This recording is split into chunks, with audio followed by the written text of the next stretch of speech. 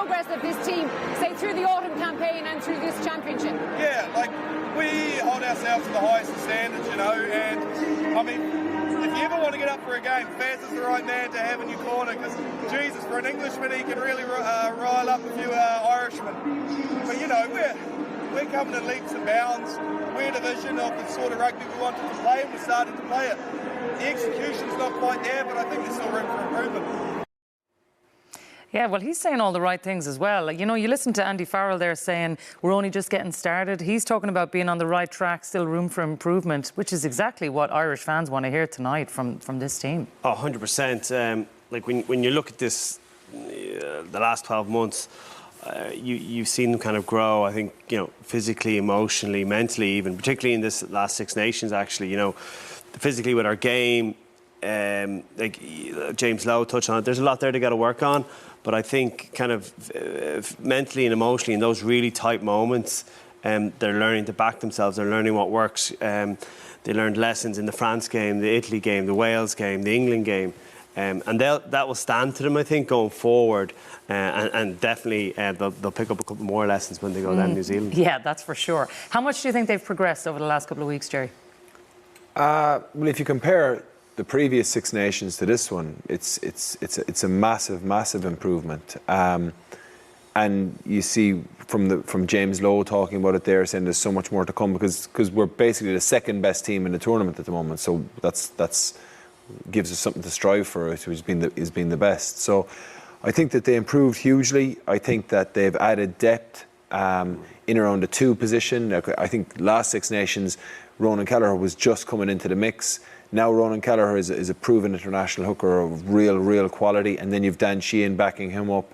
After that, Gibson Park, I think, has emerged as a real top quality 9 at test level.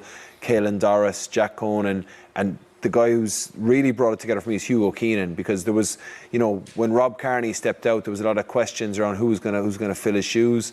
Jordan Larmour is in there. He's a fantastic player as well, but I think Hugo Keenan's really owned that jersey now, and that's to give you a starting point, to have someone like as good as he is at 15. It allows them then to experiment and start blooding other guys then over their summer tours and things like that. Yeah, and look, with that in mind then, Stephen, you know, there's a couple of those positions that we've obviously got a huge tour to New Zealand in the summer.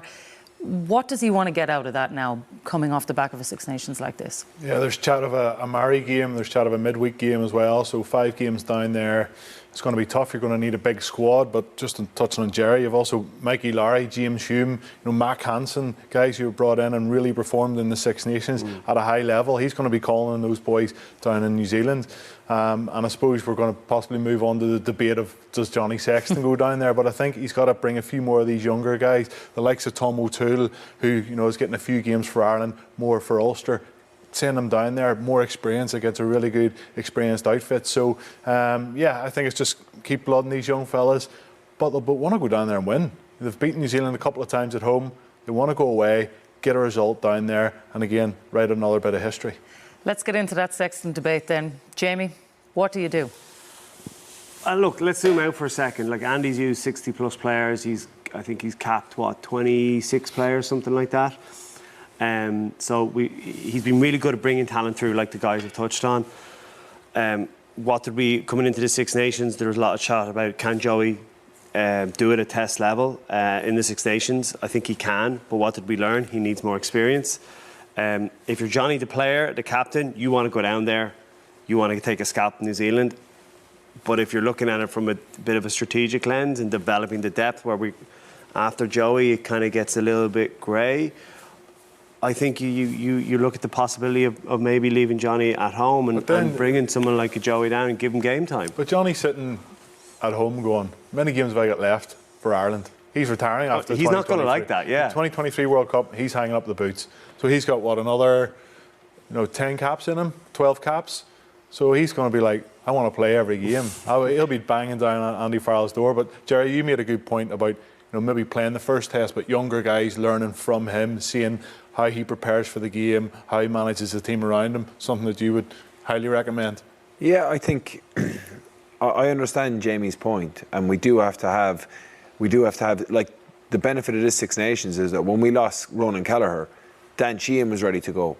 And now we know whether if Ronan Gallagher isn't available, we're not nervous because we know Dan Sheehan is an absolute brilliant player. I think that we want to have that same. Maybe it's just that Johnny Sexton is that good that we just keep holding everyone to the standard that he's at. But I think that we do have to get more game time into the other 10s. I think that Johnny will want to go down there, and I think that he should play down there. I don't think he should play every game.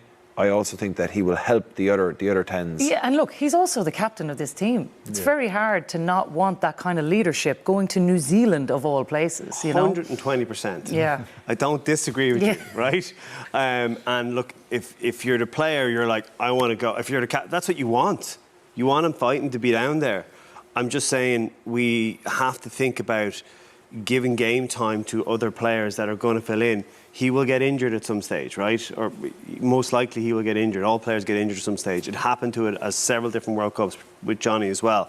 We need people ready to go up there, and exposing them to a tier 2 nation or something like that is not good enough. We have to give exposure to these guys at the top level, and what a better place than maybe an opportunity in New Zealand. Yeah, and look, I know people maybe are bored to death of the Sexton-Carbery debate, but when Carbery does come on today, he comes on at full back, which is telling as well, Jerry, because quite obviously he's covering a number of positions, which is great for Joey Carbery, but as Jamie rightly said, he wants to be playing at 10. It's the reason he went to Munster in the first place. It's the reason he wants to get into that jersey. Yeah, well, I think, you know, the fact that there's certainty around Hugo Keenan as the first choice 15, there's certainty that Johnny Sexton is the first choice 10. It probably gives them a little bit of leeway to say, well, we can keep Johnny on there, we can bring Joey in and see how that works, having those two playmakers on the field at the same time. But Jamie's right in that, like, if we go to a World Cup and we get to a quarter final and we end up, you know, facing a top team, say we're facing New Zealand, we want to have, and if Johnny's injured, we don't want to feel like the wheels have just fallen off the bus. We want to feel like, okay, well, Joey Carbery did it. He did it last year, or he did it last year when we went down to New Zealand, so we're confident in him. That's what you want to do from those tours. Yeah. It's not just game time. You want guys to go down there, get game time and deliver.